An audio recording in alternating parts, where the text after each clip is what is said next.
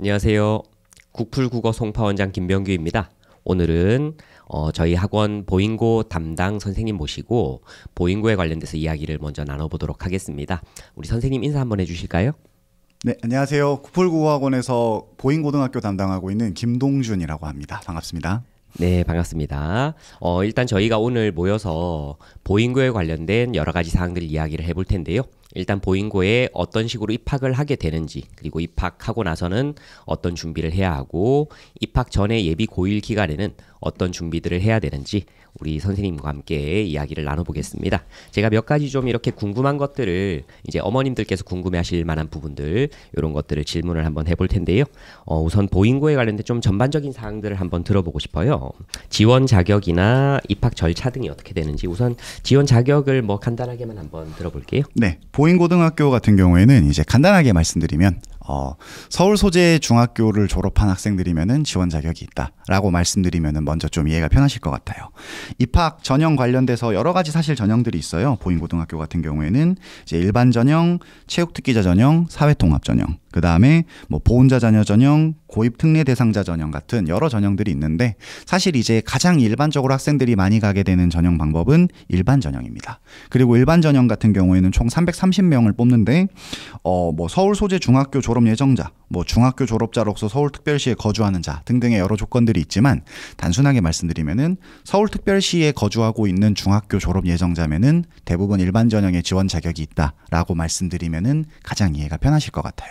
이 외에도 이제 작년 같은 경우에도 이제 면접 대비하면서 보면은 사회통합 전형으로 이렇게 들어오는 학생들도 좀 있었거든요. 그러니까 만약에 본인이 어떤 전형으로 갈 수 있는지가 궁금하시다면 지금 이제 홈페이지에 입시 요강이 지금 나와 있거든요. 그래서 그 부분을 참고해 보시면 조금 더 정확한 정보가 될 것 같습니다. 그럼 보잉고 홈페이지에서 좀 더 정확한 정보를 확인하는 게 좋겠고, 네네. 일반적인 학생들 같은 경우에는 그냥 일반 전형으로 서울 지역 중학교 학생들, 그리고 서울 지역 거주 학생들이 지원을 하면 될 것 같네요. 네네. 그럼 이제 입학 절차가 어떻게 되는지 한번 들어보겠습니다. 네. 일단 입학 절차 같은 경우에는 먼저 좀 순서대로 말씀드리면 일단 첫 번째 서류 제출입니다.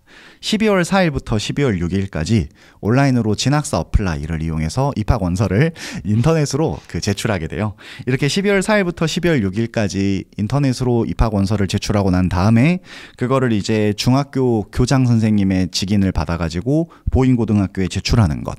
이게 일단 첫 번째 1단계 전형입니다.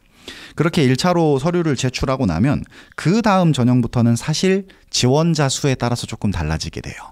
보잉고등학교 같은 경우에는 인원수에 따라서 이 상세한 어떤 그 추천 방법이나 면접 여부 등이 달라지는데, 일단 만약에 학생들이 그 전체 정원보다 더 모자라게 지원하게 된다, 100% 이하로 지원하게 된다고 하면은 딱히 추첨하지도 않고 면접도 진행하지 않습니다. 그런데 학생들이 만약에 100%는 초과하는데 120% 이하로 지원하게 되는 경우에는 추첨만 해서 학생을 뽑아요. 그래서 면접을 진행하지 않고 추첨만 진행하게 됩니다. 그 다음에 120%는 초과하고 150% 이하인 경우에는 추첨은 보지 않고 면접만 하게 됩니다. 그리고 150%를 초과하게 되는 경우에는 이 경우에는 이제 사실은 추첨도 진행하고 면접도 진행하게 되는데, 제가 이거를 왜 먼저 말씀을 드리냐면, 이제 입학 진행 절차상 봐보면 면접 대상자를 추첨하는 게 이제 12월 10일 날 진행이 되게 돼요. 12월 10일 날 면접 대상자 추첨, 이것은 사실은 1.5 이상의 학생들이 지원한다는 걸 가정하는 이제 일정이겠죠. 그래서 학생들이 1.5가 넘게 되는 상황을 가정하고 말씀드리는 게 가장 일반적인 것 같아서 그거를 말씀드리면, 12월 10일에 일단 면접 대상자를 추첨을 하고, 그 다음에 2차 서류 제출, 그것을 이제 12월 11일과 12월 12일에 하게 됩니다. 여기 2차 서류는 이제 자기소개서가 되거든요. 그래서 이 자기소개서가 면접 대상자 추첨하고 난 다음에 그 다음 날부터 바로 접수가 시작되기 때문에 사실 조금 일정이 조금 촉박하니까 알아두셔야 되고요. 그러고 난 다음에는 이제 본격적인 면접이 12월 21일 날 진행되게 되고, 최종 합격자는 그 주 금요일 날, 즉 12월 27일 날 발표되게 됩니다. 그러면 지금 얼핏 들어도 굉장히 복잡한데요. 네네. 일단은 저희가 150% 이상 지원한다고 가정하고 이제 스케줄을 잡아서 네네. 학부모님들도 이제 진행을 하셔야 될 것 같고, 이제 학원에서도 마찬가지로 진행을 해야 될 것 같고요. 네네. 최근에도 거의 그런 시기였죠. 그렇죠. 일단 2024년 같은 경우를 먼저 말씀드리면 1.5를 이제 가뿐하게 넘었고, 그래서 보잉고등학교를 지원하게 됐을 때에 우리가 뭐 면접을 혹시 안 보지 않을까 뭐 이런 기대를 하는 거는 제 생각엔 조금 그렇죠. 약간 좀 그 순수한 이야기다. 네. 그럼 방금 이제 저희 선생님께서 이야기해 주신 이 틀이 기본이다라고 생각하고 준비를 해 주시면 될 것 같습니다. 네네. 자, 그러면 이제 그렇게 해서 이제 학생들이 12월 27일 정도가 되면 네. 자기가 이제 보잉고에 합격했다 아니다 최종 결과를 알 수 있는 거고요. 자, 이렇게 합격한 이제 학생들이 기본적으로 몇 명 정도 학교에 다니게 되고 1등급 때는 어느 정도로 형성이 되는지 한번 들어볼까요? 네, 1총원이 약 452명 정도로 나와 있는데 실제로는 452명이 다 학교에 다니는 일은 별로 없습니다. 일단 올해 같은 경우에는 1학년 같은 경우에는 총 인원이 367명이에요. 2학년 같은 경우에는 375명이고 3학년 같은 경우에는 366명입니다. 이렇게 되다 보니까 학생들 수가 인근 학교들에 비해서는 조금 많은 편이기도 하고 그러다 보니까 1등급 수는 조금 약간 학생들 입장에서는 그래도 조금 위안이 되게 1학년은 한 14명 정도 2학년은 한 15명 정도 되고요. 3학년도 역시 한 14명 정도. 그래서 1등급은 대충 14명에서 16명 정도가 1등급을 받게 된다고 생각해 주시면 될 것 같습니다. 알겠습니다. 뭐 그래도 기본적으로 좀 여유가 있는 편이다. 네네. 1등급 숫자에 있어서는 네. 그렇게 생각을 하셔도 될 것 같고요. 그 외에 혹시 뭐 기본적인 사항들 중에서 우리 학부모님들께서 좀 궁금해하실 만한 부분이 있으면 얘기해 주세요. 그 학부모님들께서 이제 가장 궁금해하실 만한 내용은 우리 애가 보잉고 갈 만한가? 에 대한 아마 궁금증이실 거예요. 사실 이제 저도 이제 작년 같은 경우에도 좀 연락을 많이 받았거든요. 보잉고를 갈지 아니면 다른 학교를 갈지 이런 고민을 좀 많이 하시게 될 텐데 그래서 좀 저는 두 가지를 좀 말씀드리고 싶어요. 우리 애가 보잉고에 갈 만한가 이거에 대해서 중학교 때 성적을 크게 신경 쓰지는 않아도 될 것 같습니다. 당연히 이제 성적은 중요하기는 한데 저는 보잉고등학교라고 하는 이런 좋은 고등학교에서 공부하는 기회를 얻을 수 있다면 사실 중학교 성적보다 다른 것들이 더 중요하다고 생각하거든요. 자기가 고등학교에서 열심히 할 수 있으면 되니까. 그래서 제가 첫 번째로 이야기 드리고 싶은 것은 보잉고등학교는 자율학습을 굉장히 좀 중요하게 여긴 학교입니다. 그러다 보니까 학교가 다른 학교들은 다 끝났을 만한 시간대에도 보잉고등학교 학생들은 남아서 자율학습을 하게 되는 게 이제 학교의 어떤 교육 방침이거든요. 근데 학생들 같은 경우에 이런 자율학습 시간을 굉장히 좀 의미 있게 보내는 학생들이 있고 그렇게 자율학습을 하는 것을 좀 어려워하는 학생들이 있어요. 그래서 보잉고등학교를 만약에 지원하겠다라는 학생이라면 자기가 자기 스스로 자율학습, 그러니까 어떤 시간이 주어졌을 때 내가 내 나름대로의 계획을 짜서 뭐 숙제를 하든 개인 공부를 하든 이런 식으로 자기 시간 활용을 효율적으로 하는 방법을 좀 아는 학생이라면 보잉고등학교에 지원했을 때에도 아마 좋은 학교 생활을 보낼 수 있을 거다라고 생각하고요. 그 다음에 두 번째는 자사고의 분위기에 좀 적응할 수 있는 학생이어야 된다. 보잉고등학교 이따가도 아마 이야기 나오겠지만 학생들이 굉장히 잘하는 편인 학생들이 많이 와요. 그리고 그러다 보니까 그 사이에서의 어떤 경쟁이라던가 혹은 학습 분위기 같은 것들에 대해서 조금 주눅들어 하는 학생들이 좀 많습니다. 다르게 말하면 보잉고등학교를 지원하고 싶어하는 학생이라면 내가 조금 도전적인 분위기에서 주변 친구들도 다 공부 잘하고 열심히 하려고 하는 이런 분위기 속에서 내가 조금 더 자극을 받는 스타일이라면 그렇다면은 보잉고에 오는 것이 훨씬 더 아마 학생에게 굉장히 좀 소중한 기회가 될 거라는 생각이 들어요. 그래서 본인이 조금 자율학습, 시간 관리 같은 것에도 조금 자신이 있다. 그 다음에 내가 스스로 친구들 사이에서의 어떤 그런 가벼운 혹은 좀 무거울 수 있겠지만 이런 경쟁에서 내가 조금 더 힘이나 동기를 얻는 스타일이라면 보잉고등학교를 지원하는 게 굉장히 학생에게는 아마 좋은 성장의 기회가 될 거라고 생각합니다. 네, 알겠습니다. 뭐 약간 제가 첨언을 좀 하자면 기본적으로 이제 자습 시간이 굉장히 길고 그러다 보니까 뭐 학생들이 이제 학원이나 이런 스케줄들을 잡는 것도 조금 힘들어 하더라고요, 사실. 그런 상황인데 또 이제 좀 억지로 앉아서 사실 그런 자습을 시키게 되면 또 거기에 맞게 학생들이 적응을 또 잘 하기도 하고 그리고 이제 학교 분위기 같은 경우에도 면학 분위기가 조성이 되면 그 흐름에 맞게 또 자기 자신이 그 면학 분위기 속에서 공부를 할 수 있도록 자연스럽게 또 흘러가는 학생들이 많더라고요. 그래서 이제 학생 스스로가 이런 것들 뭐 자습이나 아니면 좀 이제 학교 내에서의 분위기나 이런 부분에 생각보다는 대부분의 학생들이 잘 녹아들고 있다. 이렇게 좀 말씀을 드려볼 수 있겠고요. 이런 부분에 있어서 너무 겁을 안 내셔도 좋을 것 같다는 생각도 듭니다. 자, 그럼 이제 본격적으로 이제 학생들이 자소서 준비나 면접 대비는 어떻게 해야 되는지 이런 부분들을 잠깐 말씀을 드려볼 건데요. 자, 우선 자소서 같은 경우는 학생들이 쓰는 게 당연히 기본이겠죠, 그죠? 네. 학생들이 이제 자소서를 열심히 쓸 텐데 그때 좀 어디에 주안점을 둬야 된다든지 뭐 그런 부분들에 대해서 좀 얘기를 해주시면 좋을 것 같아요. 네, 일단 자소서 작성 전을 좀 먼저 한번 말씀드리고 싶은데요. 이제 올해 중학교 3학년인 학생들 같은 경우에는 지금 이제 대비하기에는 조금 늦은 부분이 있겠지만 이 영상을 이제 다른 학년 부모님들도 보신다는 생각에 조금 말씀을 드리면 자소서를 쓰는 것보다 조금 더 이제 챙겨두면 좋은 것 중에 독서 내용과 그 다음에 이제 출결 관리가 있습니다. 실제로 이제 작년 면접 같은 경우에는 이제 학생들 사이에 돌았던 이야기이기는 한데 이제 관련된 선생님들께서 이야기해 주셨다고 해서 어느 정도 믿을 만한 이야기라고는 저는 생각하거든요. 면접에서 동점자나 이런 것들이 나왔을 때에 학생들을 걸러내는 기준으로 많이 활용이 됐던 게 출결 관리다. 그래서 무단 지각이나 무단 결석 같은 것들이 있었던 경우에는 다른 학생들에 비해서 면접에서 선발되기 조금 어려운 부분이 있었다. 이런 이야기들이 공공연하게 돌았거든요. 그래서 고등학교 올라가기 전에 중학교라고 해가지고 뭐 어차피 이거 뭐 대학 가는데 상관없잖아. 이렇게 생각하지 말고 중학교 생활을 일단 좀 충실하게 해놓는 게 일단 중요하겠다. 이 말씀을 좀 하나 드리고 싶고요. 그러고 나서 이제 자소서인데요. 자소서 같은 경우에는 보잉고 면접을 지원하면서부터 보잉고 그 입학을 지원하면서부터 사실은 작성해야 된다라고 좀 말씀을 드리고 싶어요. 아까 말씀드렸다시피 면접 대상자를 발표하고 난 그 다음 날부터 바로 자기소개서를 제출해야 되기 때문에 실질적으로 조금 미리 대비가 되어 있어야만 첨삭의 과정을 거칠 수가 있거든요. 그럼 그 자소서는 어떻게 구성되어 있냐? 분량은 1200자 이내고요. 크게 봤을 때 영역은 두 가지로 구성되어 있습니다. 첫 번째는 자기주도 학습 영역이고 두 번째는 인성 영역입니다.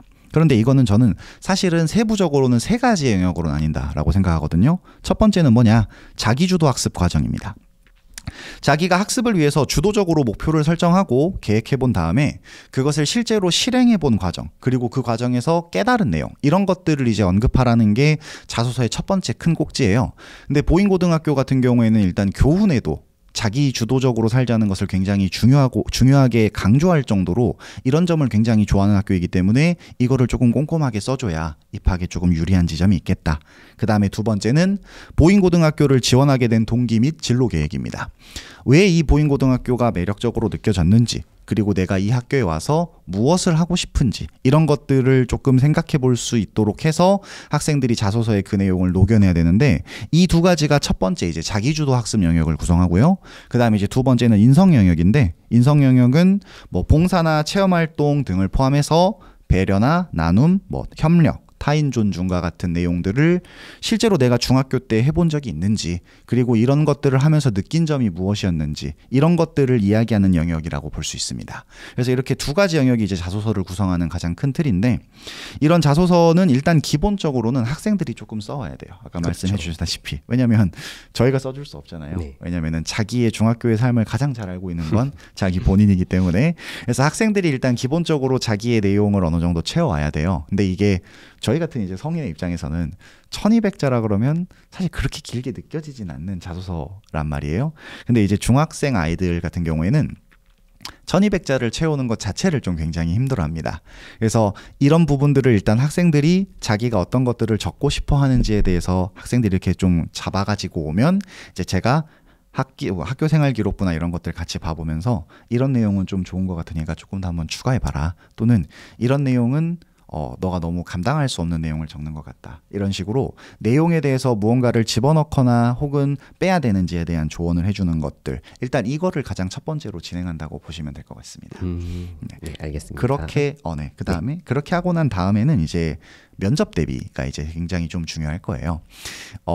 저는 이제 작년에 면접 대비를 진행하면서 이제 학생들을 다 이렇게 영상으로 하나하나 이렇게 찍어가지고 이 영상들을 이제 학생들에게 보여주면서 다시 한번 보내주면서 이런 것들 좀 행동이나 이런 것들 좀 고쳤으면 좋겠다. 이런 것들을 좀 이야기를 첨삭을 많이 해주는 편인데 실제로 보면은 되게 조금 약간 저희 입장에서는 약간 좀 황당한 느낌의 학생들이 좀 있어요. 네. 예를 들자면 들어오면서 그냥 이러고 이렇게 들어오거나 아니면 그래서 제가 그래도 면접이니까 이걸로 점수를 깎진 않습니다. 어머니들 미리 말씀드리면 이런 태도가 크게 중요하진 않지만 그래도 사람의 인상이라는 게 중요하니까 사실 면접은 좀 정중한 태도를 취하는 게 좋잖아요. 근데 인사를 조금 이게 허리를 좀 숙여서 깊게 하면 좋겠다 이랬더니 비굴해 보이지 않냐 뭐 이런 이야기를 하는 학생들도 있는 거예요.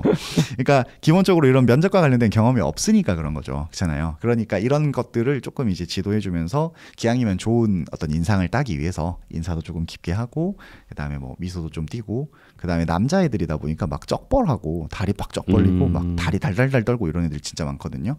이제 그런 것들은 좀 불량해 보일 수 있으니까 이런 행동을 잡아주는 것부터 시작해서 실제 면접에서 학생들이 이제 답변을 구상하는 데 도움이 될 만한 내용들까지 같이 진행을 해주는데 이제 원장님도 데뷔하셨고 이제 원장님이 저와 함께 이제 공유해주신 자료들 이런 것들 봐보면 보인고등학교 이제 면접 기출 문제 같은 것들 이제 저희 학원이 쭉 쌓았던 어떤 데이터베이스 같은 것들이 있어요.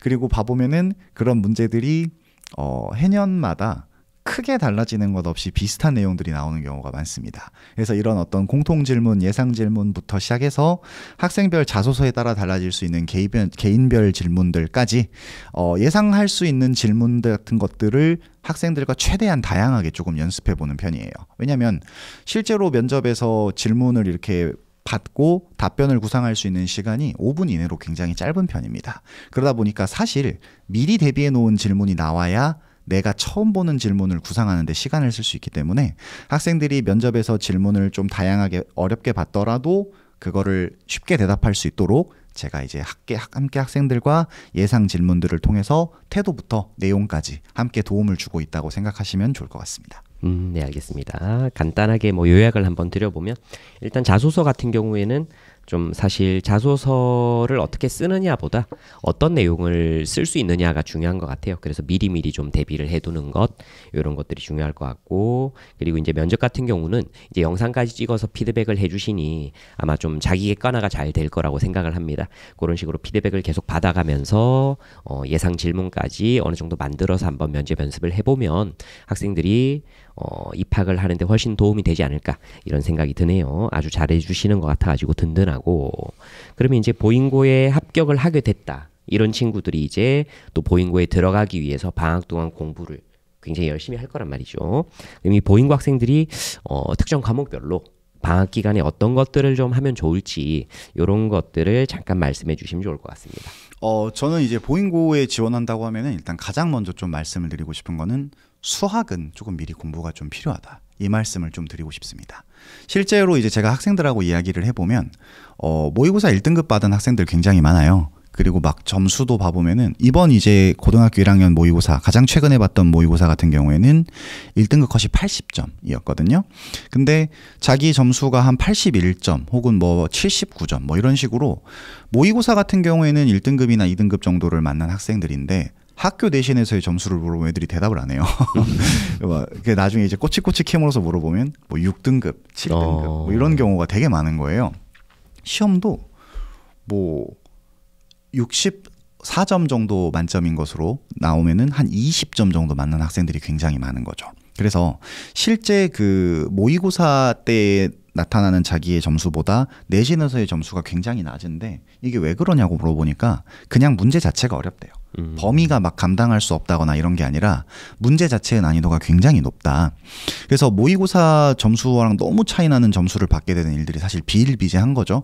그래서 자기가 보인고등학교에서 만약에 내신으로 조금 더 이제 좀 만족할 만한 점수를 얻고 싶다라고 생각하면은 사실은 조금은 선행학습이 조금 필요한 부분들이 있을 것 같습니다. 그럼 어느 정도 좀 선행을 해주실까요? 실제로 이제 좀 등급이나 이런 것들을 잘 받는 학생들을 봐보면 뭐 수원 수투는 이제 기본적으로 하고 오는 편인 것 같고 심지어 이제 미적 정도까지 되게 고등학교 3학년이 될 만한 내용들까지도 사실은 선행해서 오는 학생들이 꽤 많더라고요. 제가 이제 좀 심화로 한번 이제 학생 몇 명이랑 면접을 해봤는데 이 친구는 수투까지는 거의 한 두 바퀴 정도는 돌렸다고 하는데도 내신에서 점수가 그렇게 만족스럽게 나오지 않는 상황인 거예요. 그래서 일단 기본적으로 선행학습이 어느 정도 진행될 수 있으면 좋겠다. 그 다음에 두 번째 그냥 단순하게 진도를 나가는 것만 이것보다는 기왕이면 조금 더 꼼꼼하게 어떤 심화된 내용들까지 공부를 좀 할 수 있어야 그래야 보인고등학교에서의 어떤 내신을 획득하는 데에 상당히 유리한 지점이 있겠다. 이 점을 좀 말씀드리고 싶습니다. 그리고 이제 국어 같은 경우에는 이제 저희는 국어학원이니까 국어 같은 경우를 조금 말씀을 드리면 보인고등학교는 이제 5개년 정도의 모의고사를 학교 시험에 이제 시험 범위로 활용하는 경우가 많아요. 선생님들 성향에 따라 조금 다르기는 하지만 기본적으로 대부분의 선생님들이 모의고사 5개년 정도 정도 기출 문제를 시험 범위에 활용하시는 경우가 많습니다. 그러다 보니까 국어 같은 경우에는 모의고사 문제를 풀어보는 경험들이 조금 필요하겠다.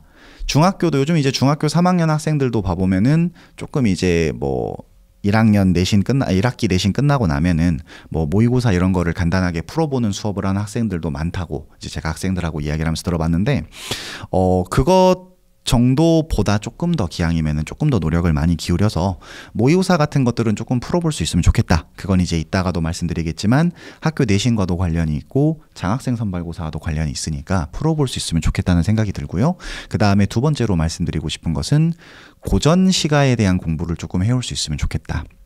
왜냐하면 학교 시험에서 외부 작품을 굉장히 많이 활용을 하는 편인데 그럴 때 고전 시가를 활용하는 경우가 굉장히 많습니다. 그래서 고전 시가에 대한 공부는 예비고일 과정 동안 좀 짚어놓고 넘어올 수 있으면 학생들이 1학기 내신을 하는데도 좀 굉장히 유리한 부분들이 있을 것 같아요. 그리고 거기에 이제 한 가지 더 말씀을 조금 드리면 어휘와 관련된 내용을 조금 꼼꼼하게 보고 올 수 있으면 좋겠다.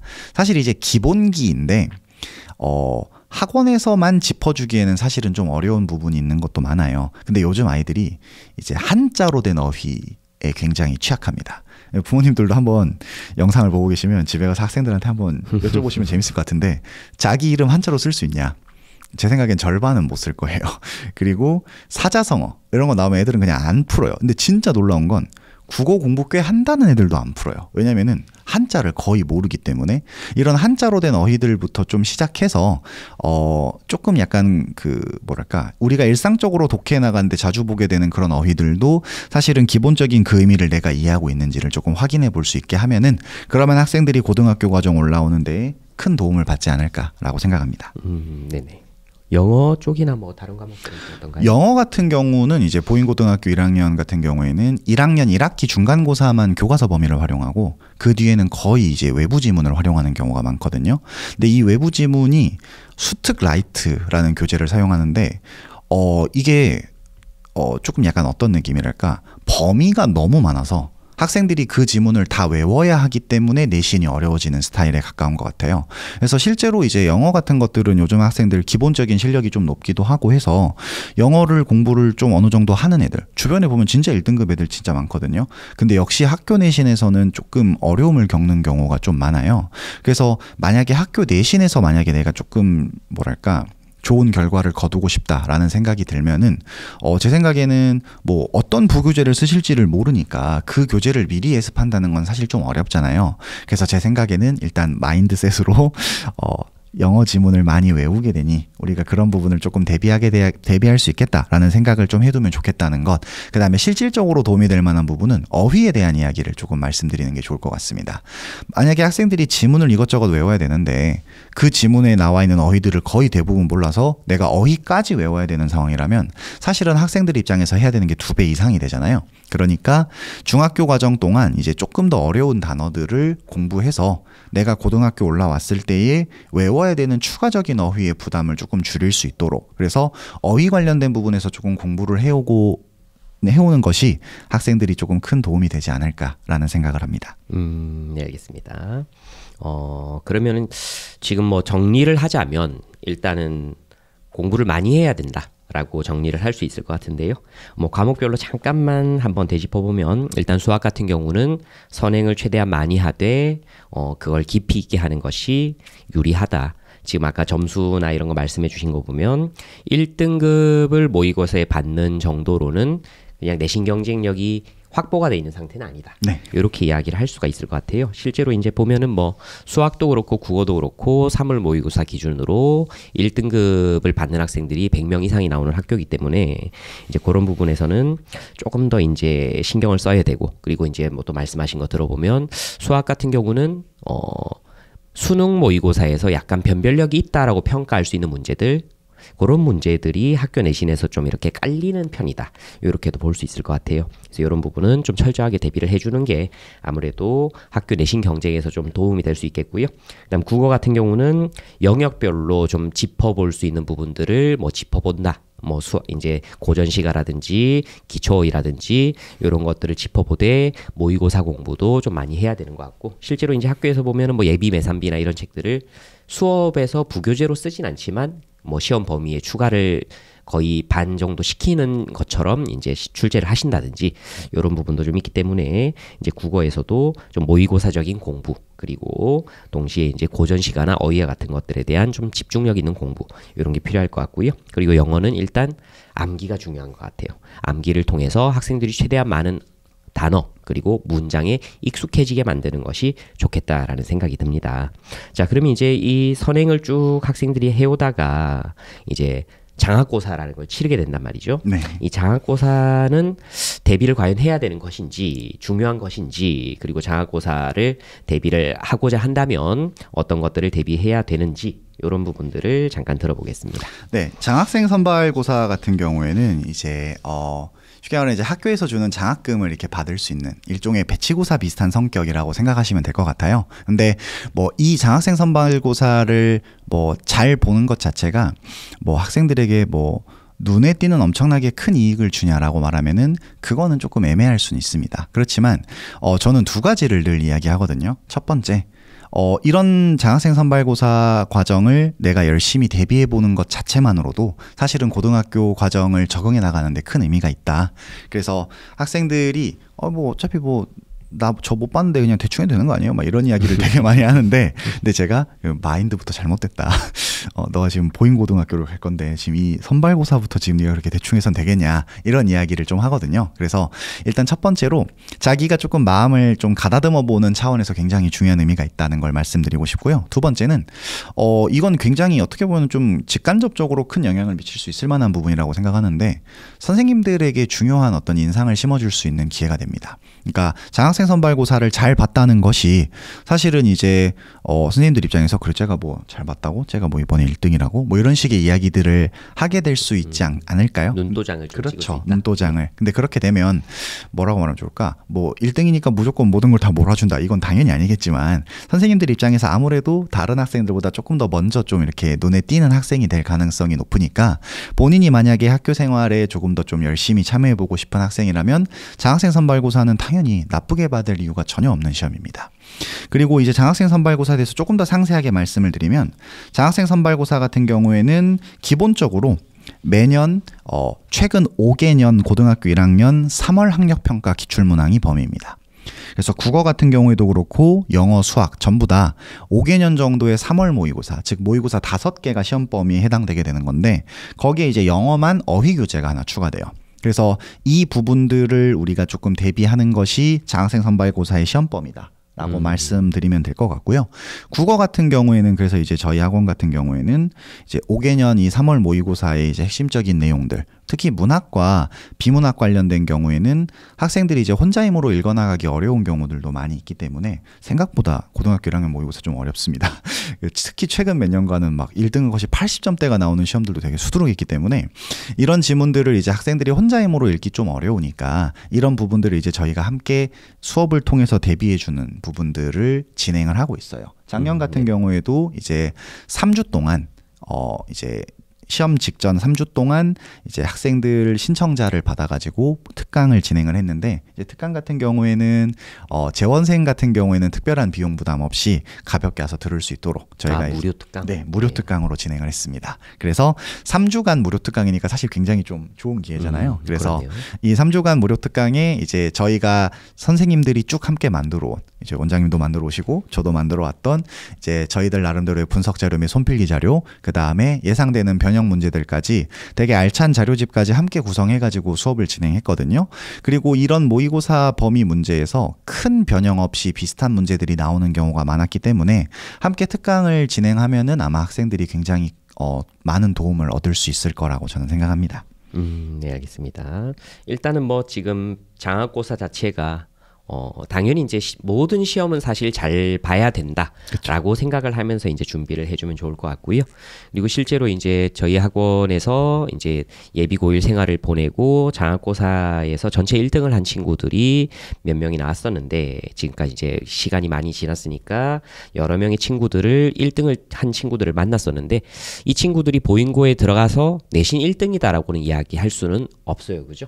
그렇게 이야기할 수는 없지만 여기서 1등을 받은 친구들은 친구들은 항상 내신에서 최상위에서 좀 이렇게 최상위 그룹에서 항상 있더라라는 부분은 또 저희가 확인을 할 수 있었습니다. 그렇기 때문에 장학고사 기본적으로 잘 보기 위해서 노력을 많이 해야 될 것 같고, 그리고 이제 이 장학고사 관련돼서 대비 부분에 있어서도 장학고사 대비를 한다는 것 자체가 사실은 모의고사를 남들보다 좀 미리 깊게 본다라는 시간, 미리 깊게 볼 수 있는 시간을 갖는 것이기 때문에 이거 열심히 대비를 해주시면 좋을 것 같고, 저희 학원에 좋은 프로그램들이 또 많이 있으니까 그런 프로그램에 참여를 해보시는 것도 괜찮을 것 같습니다. 네. 그거 말씀하니까 갑자기 생각나는 네. 게 있어가지고, 실제로 이제 5개년 3월 모의고사를 이제 대비를 하잖아요. 근데 거기서 대비했던 지문이 1학기 중간고사 그 시험 문제로 그대로 나왔기 때문에 그래서 학생들이 실제로 시험 문제 풀 때에도 저한테 선생님 저 이거 선생님이랑 4번 봤어요 뭐 이런 이야기를 하는 거예요.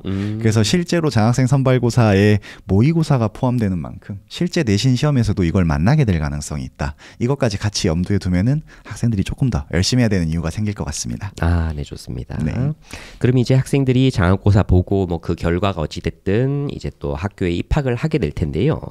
학교 입학하고 나서 좀 일단 기본적으로 알아두면 좋은 사항들 아니면 좀 이렇게 주의해야 될 것들 이런 게 있으면 잠깐 들어보겠습니다. 네, 일단은 학생들이 뭐 조금 먼저 알아두면 좋겠을 만한 내용으로 일단 첫 번째는 아까 처음에도 말씀드렸지만 보인고등학교는 이제 자율학습을 진행하기 때문에 학원을 가게 되는 일정이 사실은 거의 별로 없습니다.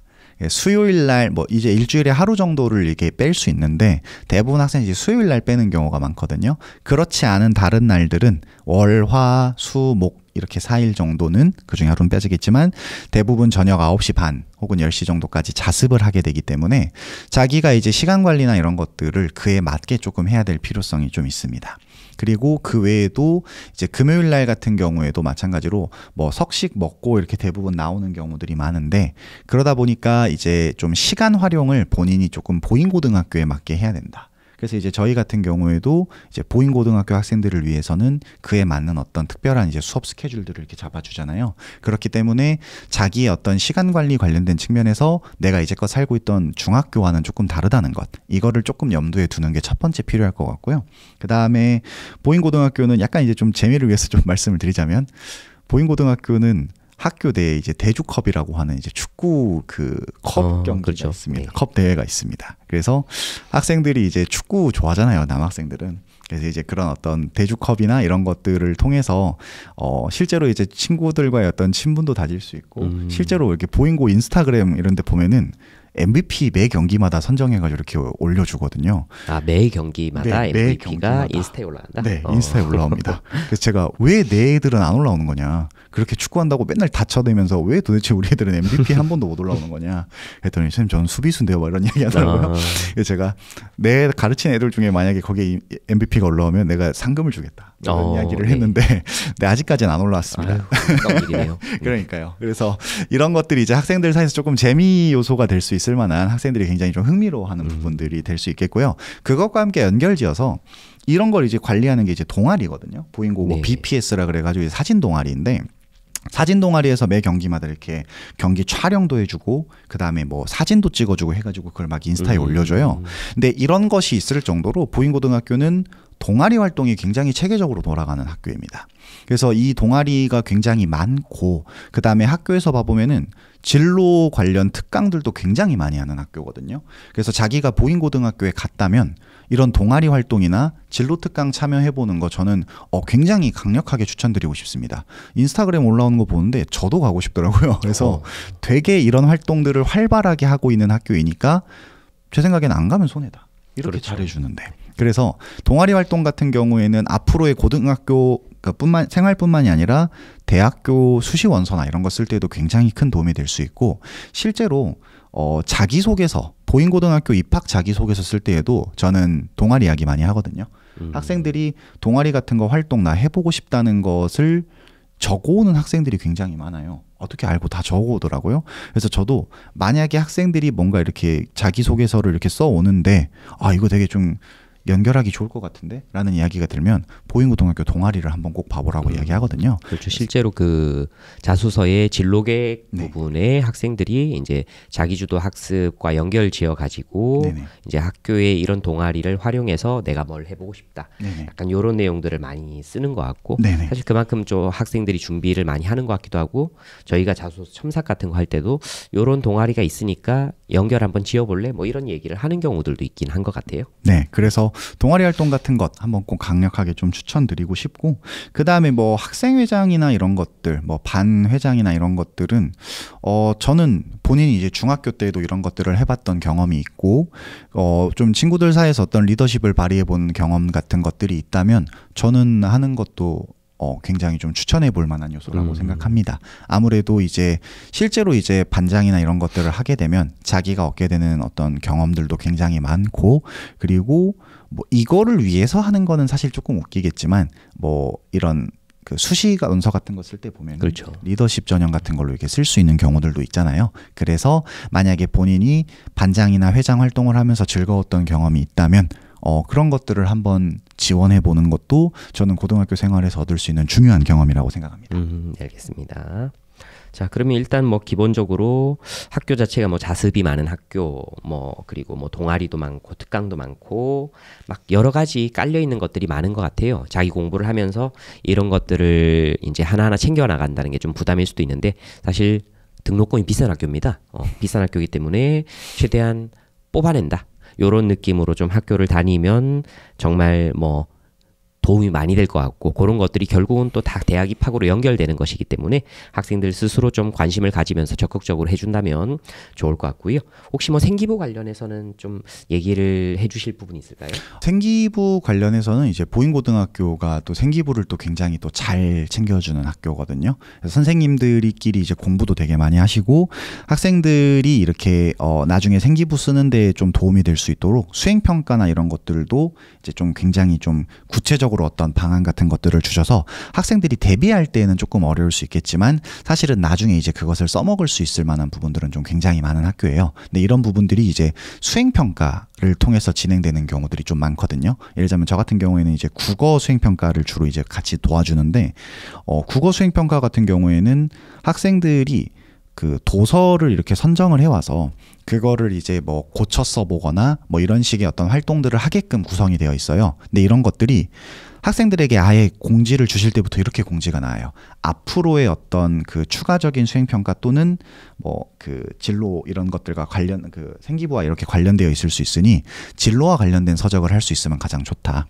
그리고 이제 그런 것들 그러니까 대충 이제 수행평가 하려고 대충 막 이렇게 적어오는 게 아니라 네. 실제로 앞으로의 진로 혹은 생기부 등에 연관이 될 수 있도록 처음에 이제 지시를 주실 때부터 그런 식으로 좀 지시를 주시는 편이기 때문에 그래서 학생들이 학교 수행평가와 선생님의 지침을 좀 성실하게 따라간다면 생기부 관련해서도 충분히 만족할 만한 내용들을 채울 수 있을 것 같고 그럴 때 이제 또 아까 말씀드린 동아리 활동 같은 것들도 그렇고 그 다음에 그 뭐 학교의 여러 그 진로 특강 같은 프로그램들 이런 것들 참여하면서 생기부에 세울 수 있는 내용들을 좀 알차게 준비해 보는 것도 저는 도움이 될 거라고 생각합니다. 학교에서 제시해 주는 것만 잘 따라가도 생기부가 어느 정도는 채워진다. 네네. 물론 당연히 이제 자기가 적극적으로 해 나간다면 더 많은 걸 채울 수 있겠다. 이렇게 이제 생각을 하시면 될 것 같습니다. 네. 자, 그러면 이제 우리가 학교 생활을 쭉 하다 보면 이제 본격적으로 3월 한 중순 20일 전후부터 해가지고 내신 대비에 들어가게 되는데요.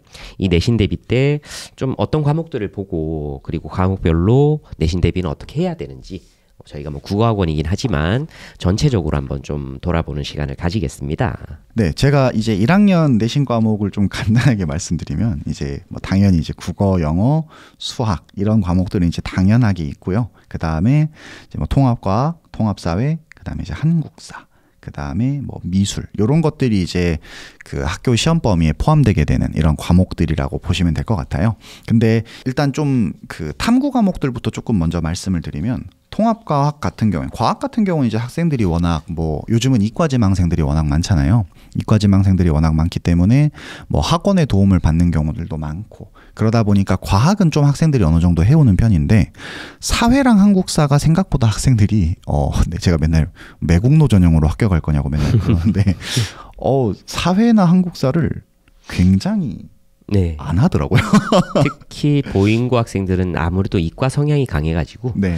이 공부하는 걸 좀 싫어하는 네. 그리고 저는 이런 거 암기 잘 못해요. 네. 이런 얘기하는 학생들이 워낙 좀 많은 편이죠. 맞아요. 네. 그리고 뭐 한국사 같은 경우에 이게 좀 꼰대 같은 발언이겠지만 저희 때 한국사에 비해서 범위가 굉장히 줄었거든요. 그렇죠. 제가 가끔 물어봐요. 이런 거 역사에서 안 배워? 그러면 안 배운대요. 제가 한 번은 실제로 한국사 교과서를 봤는데 분량이 되게 줄었어요. 네네. 근데 그런데도 이제 학교 내신 공부라고 하니까 별로 좀 안 하고 싶어 하기도 하고, 그 다음에 이제 아무래도 뭐라 그래야 될까, 학교 내신은 모의고사 같은 것과는 조금 스타일이 좀 다르잖아요. 그러다 보니까 조금 좀 지엽적인 내용들을 물어보는 경우들이 많이 생기다 보니까 공부를 좀 했는데도 뭐 6등급 5등급 이렇게 나오다 보니까 학생들이 조금 안 하고 싶어하는 학생들이 조금 많은 것 같더라고요. 제 생각에는 비슷한 점수대 학생들이 조금 많이 몰려있는 스타일일 것 같은데 이런 과목들도 이제 만약에 조금 내가 학종이나 이런 것들을 위해서 내신 대비에 조금 더 신경을 쓰겠다면 사회나 그 한국사 같은 경우에도 포기하지 말고 이제 좀 평소에 수업도 좀 꾸준히 듣고, 이때 잔다는 애들이 너무 많거든요. 아까 말씀하신 것처럼 이과 성향 애들이 많아서 그런지 이때 잔다는 애들 너무 많은데 한국사나 이제 통합사회 같은 경우에는 사실은 이제 학교 수업 때 조금 열심히 들어놓고 그 다음에 이제 그걸 바탕으로 자기 스스로의 어떤 공부가 조금만 더해지면 제 생각에 만족스러운 점수 얻는 거 그렇게 크게 어렵지 않을 것 같거든요. 그래서 좀 포기하지 말고 조금 대비해 보는 것. 그 다음에 필요하다면 요즘 이제 인터넷 강의, EBS 같은 데도 강의들 굉장히 잘 되어 있잖아요. 이런 부분들의 도움을 받아보는 것도 좀 방법이 될 수 있겠다.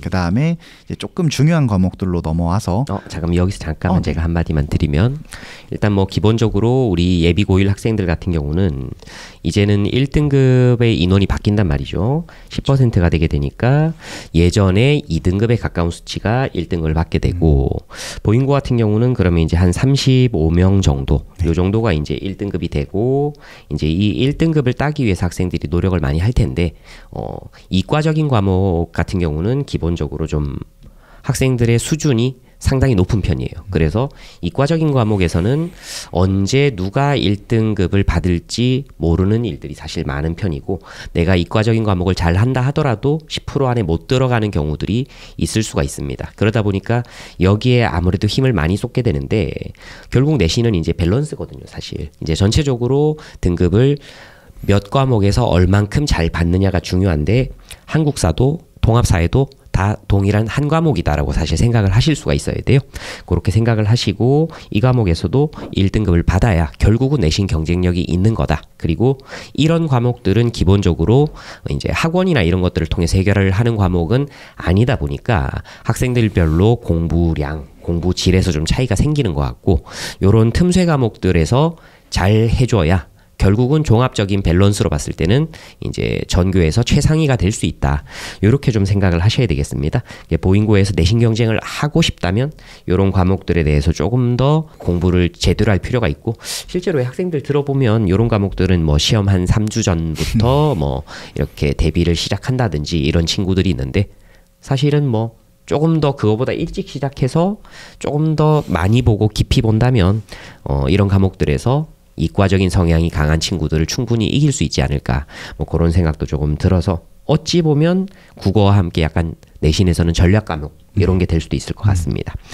그 다음 과목들 계속 들어볼까요? 그리고 이제 영어 말씀을 좀 먼저 드리면, 영어 같은 경우에는 이제 학년에 따라 조금씩은 다르겠지만 이제 올해 1학년 같은 경우에는 1학년 1학기 중간고사만 교과서 범위를 활용했고요. 그러고 난 다음에는 이제 수특라이트라고 하는 부교재를 활용해서 지금 계속 수업을 나가고 있는데, 외울 범위가 굉장히 많습니다. 그래서 학생들이 되게 힘들어해요. 그래서 이 범위가 되게 많다 보니까 이거를 외우는 것을 조금 부족하게 하면 자기가 이제 막 점수가 한 20점대 이렇게 나오는 경우가 좀 비일비재하더라고요.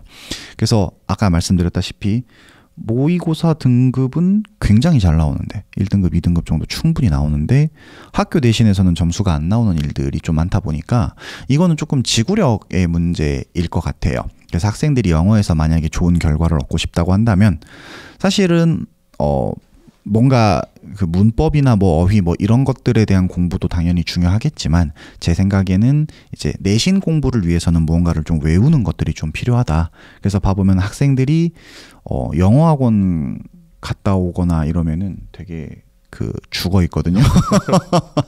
이제 일요일 날 저녁에 뭐 이렇게 수업하게 되거나 이럴 때 봐보면은 앞에 영어 갔다 왔어요. 막 이런 이야기 하는 경우들이 진짜 많아요.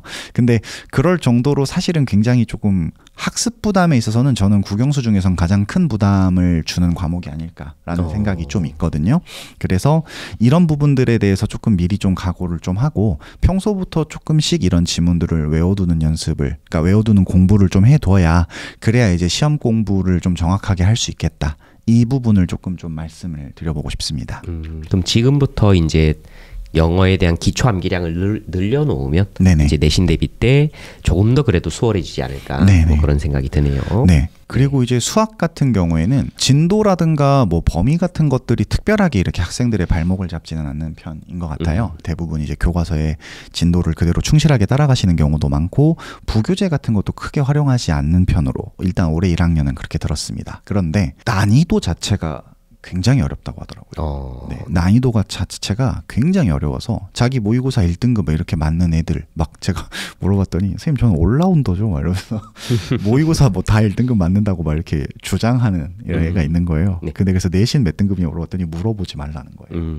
그러니까 난이도 자체가 굉장히 제 생각에는 인근 다른 학교들하고 비교해봐도 저도 이렇게 막 쉬는 시간대 이렇게 애들 이야기하는 거 들으면 뭐 근처에 뭐 무슨 학교 문제 풀어보 나 다 맞아 막 이런 이야기를 되게 하는 거예요. 근데 학교 내신에서는 점수가 이제 좀 엉망인 거죠. 그래서 이제 보인고등학교에서 이제 수학 공부를 조금 잘하기 위해서라면 아까 말씀드렸다시피 진도가 엄청나게 내신에서 많이 나가는 편은 아니기 때문에 굉장히 좀 심화된 어떤 수학 공부를 좀 해두는 것이 좀 필요할 수 있겠다. 그러니까 단순한 뭐 기본 개념을 알아두는 거 이 정도만이 중요한 게 아니라 고난도의 문제가 나왔을 때도 그것을 해결할 수 있을 만한 자기 스스로의 어떤 그 뭐 수학 원리에 대한 이해라든가 혹은 연습 같은 것들이 좀 굉장히 중요할 것 같거든요. 그래서 실제로 이제 학원 같은 데를 봐봐도 학생들이 이제 좀 난이도별로 이렇게 여러 문제집들 이야기를 하잖아요. 네. 뭐 이런 문제집들을 뭐 어디까지 풀어주는지 이런 것들을 좀 굉장히 조금 중요하게 학원 결정할 때 좀 보더라고요. 그래서 이런 식으로 단순한 어떤 좀 평범한 레벨의 문제들을 푸는 것만으로는 만족하지 말고 고난이도의 문제집들까지 좀 풀어보면서 내가 이 문제를 내 스스로의 힘으로 해결할 수 있는가 이런 것들을 조금 따져보는 게 내신 공부할 때 좀 큰 도움이 될 만한 부분일 것 같습니다. 알겠습니다. 그럼 마지막으로 국어도 한번 얘기해 주실까요? 네, 국어 같은 경우에는 일단 연도별로 선생님들의 그 뭐랄까 경향이 좀 크게 달라지는 편이에요. 그런데 어느 학년이나 조금 공통적으로 말씀드릴 수 있는 것은 교과서의 활용도가 매우 낮다. 그렇죠. 실제로 1학년 때 같은 경우에는 이제 보인고등학교 같은 경우에는 미래인 교과서를 사용하는데 교과서 범위에 포함되는 작품들이 별로 없어요. 그렇죠. 그래서 이제 올해 같은 경우에는 1학년 1학기 중간고사 같은 경우에는 교과서 범위에서는 작품이 2개만 나왔고요. 1학기 기말고사 같은 경우에는 뭐 사실상 교과서에서 쓴 게 거의 없다라고 생각하셔도 될 것 같아요. 어법 같은 경우도 이제 선생님이 유인물 주신 걸로 나가고 그 외의 것들도 대부분 이제 유인물로 주시는 작품들이 많기 때문에 교과서를 활용을 잘 하지 않습니다. 그러다 보니까 뭐 내가 뭐 요즘 그 인터넷 강의 같은 데 보면은 뭐 미래엔 뭐 이런 식으로 출판사별로 이렇게 뭐 내신 대비 이렇게 수업을 찍어주는 거 이런 걸 듣고 오는 애들도 있던데 그런 부분들이 아마 크게 도움이 되지는 않을 거예요. 보인고등학교 그렇죠. 내신에 이제 가장 중요한 거는 저는 일단 첫 번째 낯선 지문을 봤을 때 그거를 해결할 수 있을 만한 능력. 이게 이제 가장 중요하다고 생각하고 그 낯선 지문들이라고 하는 것들은 대부분 어디에서 등장하게 되냐면 고등학교 1학년 학력평가 기출문제에서 주로 등장하게 됩니다. 그러다 보니까 이제 학력평가 기출문제 같은 것들 학교 선생님이 유인물로 주시는 것들 이런 것들을 함께 공부해 나가는 것 외에도 연계될 수 있을 만한 어떤 작품들 뭐 주제의식이 유사하다던가 표현 방법이 유사하다던가 이런 것들은 이제 좀 평소에도 좀 같이 수업하면서 대비가 좀 필요한 부분들이거든요. 그리고 이런 지문들이 굉장히 좀 뭐랄까 낯선 지문들을 연계하는 경우가 많아요. 그러니까 이게 같이 끌어오는 경우들 이것 외에도 그냥 묶어만 놓고 사실 문제는 개별로 나오는 경우들도 진짜 많단 말이죠. 그러니까 그렇죠. 뭐 예전 고공가 이런 어떤 고전 시가를 끌어오면서 거기에 뭐 최승호의 아마존 수족관 이런 작품들을 끌어다가 문제를 내는데 이 둘이 연계되어 있는 건 사실 하나도 없는 그냥 두 개가 같이 세트로 묶여 있을 뿐이지 한 번도 뭐 연계되지 않는 이런 거를 물어보는 경우도 많기 때문에 결국에는 모의고사 스타일의 공부들을 통해서 내가 낯선 지문을 봤을 때에도 이것을 조금 읽어낼 수 있는 어떤 감상의 능력을 갖추는 것 이게 일단 문학에서 가장 중요한 포인트일 것 같고요. 그 다음에 비문학 같은 경우에는 선생님들에 따라 조금 다르기는 한데 지금 올해 선생님들 같은 경우에는 기존 모의고사 문제에 변형을 크게 가하시지 않은 상태로 모의고사 문제를 이제 그대로 출제하시는 경우가 사실은 제일 많아요. 그러다 보니까 사실은 학생들이 조금 지문들을 머릿속에 조금 기억이 날 수 있게끔 반복 훈련을 시키는 쪽으로 일단 제가 1차적인 시험 대비를 위한 차원으로는 1차적인 공부를 하고 있고 그 외에 그러다 보니까 이제 선생님이 올해 이제 1학기 기말고사 때에는 이제와는 다르게 1학년 모의고사가 아니라 2학년 모의고사를 출제하셨거든요. 그러면 예고가 된 상태 아닙니다. 예고 안 전혀 예고가 안 된 상태로. 그러니까 아마도 선생님의 의도는 그런 쪽이신 것 같아요. 낯선 지문을 너네가 봤을 때에도 충분히 니네가 그걸 읽어낼 수 있는가 이거를 이제 원하시는 스타일인 것 같거든요. 그러니까 결국에는 역시 아까 문학과 비슷하게 내가 그냥 내신식으로 여기 나와 있는 내용을 막 하나하나 이해해가지고 문제를 풀어내는 것 이게 중요한 게 아니라 낯선 지문을 읽어냈을 때 내가 설령 모르는 내용이 나오더라도 글의 어떤 구조나 문장 간의 관계를 파악하는 것을 통해서 이 지문에서 원하는 어떤 답을 찾아낼 수 있는 능력 이런 게 사실 이제 어떤 수능적인 독해력이란 말이죠. 이런 것들을 원하는 어떤 그 수업 방침을 가지고 계시기 때문에 문학과 비문학은 단순하게 말씀드리면 결국에는 낯선 지문을 만났을 때 이걸 어떻게 해결할 수 있는가 이게 가장 학교 시험 문제를 푸는 데에도 1차적인 어떤 그 중요도를 가진다고 말씀드릴 수 있을 것 같고요. 그 다음에 이제 거기에 조금 더하면 어법인데 어법이 보인고는 조금 특이해요. 그러니까 다른 학교 같은 경우에는 이제 어법을 굉장히 좀 교과서에 충실하게 좀 가르치시는 경우들이 많거든요. 그리고 이제 음운 변동을 예를 들자면 말씀드리면 대부분 음운 변동은 표준 발음만 배워요. 왜냐면은 원래 음운 변동이라고 하는 게 이제 표준 발음을 설명하기 위한 어떤 규칙이니까. 근데 보인고등학교 같은 경우에는 비표준 발음까지도 가르치고 음운 변동을 가르치는 어떤 규정에서도 상세적인 어떤 적용이나 이해가 다른 학교들과는 다른 경우가 좀 굉장히 많습니다. 뭐 비음화 같은 걸 조금 말씀을 드리면 이제 원래는 기역 디귿 비읍 뒤에 뭐 니은 미음이 오면은 뭐 기역 디귿 비읍이 비음 이응 니은 미음으로 바뀐다. 이런 게 이제 비음하고 이제 일반적인 출판사의 뭐 교재들이나 뭐 문제집 같은 데 보면은 여기에 그냥 비음화를 1번, 2번, 3번 이런 식으로 설명해서 뭐 기역 비읍 뒤에 뭐 리을이 오면 뭐 리을은 니은으로 바뀌고 기역 비읍은 뭐 이응 미음으로 바뀐다. 뭐 요런 거를 그냥 비음화로 설명하는데 보인고등학교는 그걸 철저하게 나눠서 비음화는 기역 디귿 비읍 뒤에 니은 미음이 오는 것만 비음하고 나머지는 다 리을의 비음화다. 뭐 이런 식으로 일상적으로 학교에서는 잘 설명하지 않는 내용들을 다루는 경우가 많아요. 뭐 조항 같은 경우도 이제 뭐 그것에 대한 어떤 뭐 문법적인 어떤 판단은 사실은 저는 조금 이제 견해 차이는 있을 거라고 생각하거든요. 근데 다만 선생님들이 이제 원하시는 어떤 해석의 방향이 일반적으로 다른 데서 배울 수 있을 만한 것들과는 조금 다른 포인트들이 있다. 그러니까 보인고등학교는 어법을 보인고등학교에 맞게 설명해야 돼요. 선생님이 유인물 주신 것들이나 수업 시간 때 이야기하신 것을 바탕으로. 그래서 실제로 이번 1학기 기말고사 같은 경우에도 이제 된소리 대기에 대한 어떤 해석이 선생님들 사이에 약간 좀 차이가 있었나 봐요. 또는 수업 때 말씀하신 내용에 약간 좀 그 실수가 있었나 봐요. 그래서 복수 정답이 인정이 됐었거든요. 그래서 답 이런 것들이 우리가 일반적으로 봐왔던 대로면은 당연히 된소리 대기라고 했었어야 되는 내용을 실제로는 이제 일본 선생님들은 이건 된소리 대기라고 볼 수 없다 라고 가르치셨기 때문에 여기에서 이제 차이가 생겨가지고 복수 정답이 인정된 건데, 다르게 생각해보면 그만큼 학교에서 원하는 어떤 그 어법의 이해 방향이 다른 학교들과는 조금 다르다. 네, 그래서 이제 고등학교, 중학교 때도 이미 했던 내용들이겠지만 이거를 조금 더 심화 반복하는 게 사실 고등학교 어법이잖아요. 그러면은 이때에 내가 기본적인 어법의 개념들을 조금 쌓아두고 있으면, 그러면은 아 이거는 내가 알고 있는 거나 조금 다르네, 이 학교에 맞게 이렇게 알아가야겠네 라고 적용이 좀 가능한 만큼 평상시에 이제 예비고일 과정이나 이런 때를 통해서 어법에 대한 기본 개념들은 조금 쌓아두되 내신을 위해서는 학교 선생님이 해석하신 대로 따라갈 수 있으면 좋겠다. 이게 이제 좋은 등급을 받는 어떤 요소가 될 것 같습니다. 알겠습니다.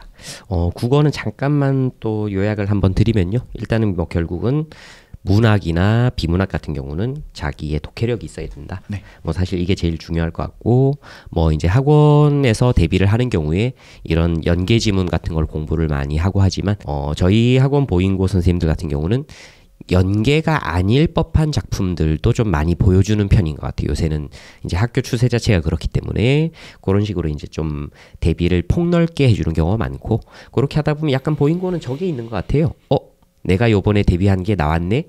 라는 어떤 성취감? 이게 좀 약간 이상한 성취감이긴 한데 그런 성취감을 살짝 느낄 수 있는 학교기도 하고, 그리고 이제 어법 같은 경우는 지금 어법이 기본적으로는 약간 학교에서 전통적으로 이렇게 쓰는 프린트물 같은 것들이 있는데, 또 거기에 이제 또 선생님들이 바뀔 때마다 또 새로운 내용이 추가가 되기도 하고 빠지기도 하고, 이렇게 되면서 이제 그때그때 조금씩 또 달라지는 면이 있는데, 일반 교과서 어법은 보통 이제 정말 딱 가장 간단한 걸 기초적으로 배울 수 있게 해주는 정도. 여기서 이제 다른 학교 같은 경우는 이제 보충 프린트물 정도를 가볍게 준다든지 이렇게 되는데, 보잉고는 아예 그걸 안 쓰고 이제 뭐 수능 특강에 있는 내용들, 혹은 이제 뭐 일반적인 문법에서 보기로 나왔던 내용들, 요런 것들을 조금 많이 쓴다는 인상이 있어요. 그죠?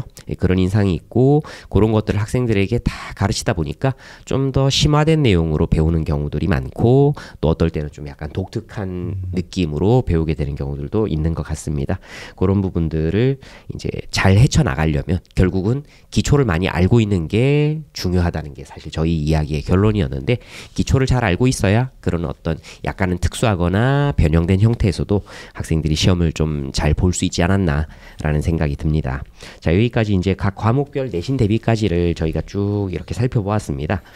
해야 될 게 많은 학교고 좀 준비해야 될 게 많은 학교인 것은 확실한 것 같아요. 근데 그만큼 해야 될 게 많고 이제 학생들에 대한 요구치가 높은 학교인 만큼 그 진학 실적이 거기에 그대로 이제 반영되고 있는 학교다라는 생각이 드는데요. 자, 지금 이 영상을 보면서 이제 보잉고에 들어가는 것이 좋을지, 혹은 뭐 지원을 안 해야 되겠다라는 생각을 할 수도 있을 것 같고요. 학생들이나 학부모님들께서 이제 어떤 생각을 가지고 계실지 모르겠는데, 우리 마지막으로 우리 동준 선생님이 최종적으로 좀 정리해서 말씀해 주시고 싶은 게 있으시면 그걸 한번 좀 들어보면 좋을 것 같습니다. 저는 그러니까 학생들이 이제 거기 가서 좀 힘들어하는 학생들도 있긴 있지만, 약간 이제 푸념하는 학생들도 있지만, 기본적으로 보잉고등학교에 다니는 학생들은 학업 어떤 성취도에 대한 어떤 욕망도 높고, 그러니까 자기 스스로를 이렇게 좀 뭐랄까 그 발전, 그 자아 성취감이라고 해야 될까? 자기가 뭔가 좀 어려운 것을 도전해보고, 그래서 그것을 통해서 자기가 조금씩 발전해 간다는 것을 느낄 수 있는 학생들, 이런 학생들이 조금 보잉고에 많이 가게 되는 것 같아요.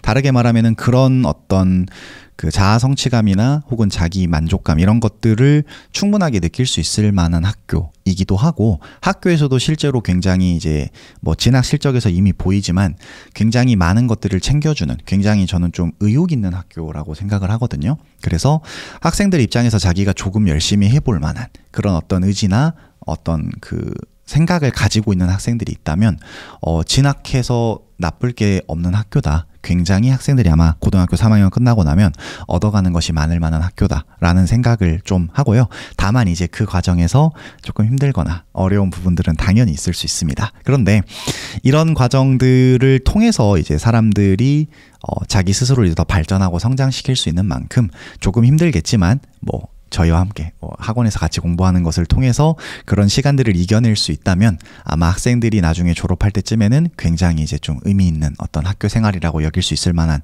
그런 생각이 조금 들어요. 그래서 혹시 망설이거나 뭐 이러고 있는 학생들이 있다면은 좀 용기 있게 한번 지원해봐도 좋을 것 같고, 그리고 그 과정에서 이제 많은 것들을 좀 얻어나갈 수 있도록 조금 더 열린 마음을 가지고 앞으로의 고등학교 생활을 대비해 나갈 수 있으면 좋겠다는 생각이 듭니다.